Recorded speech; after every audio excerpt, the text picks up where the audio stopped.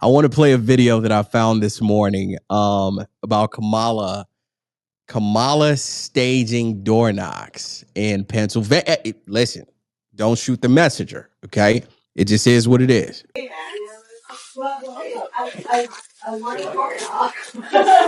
Oh, you want to say the door knock? Yeah, come on. Okay.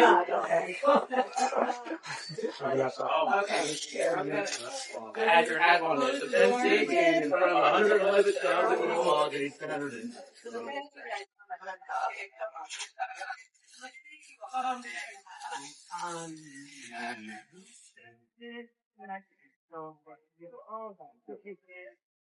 Guys, to the right, this thing. It is? Yes. All right. Anyway.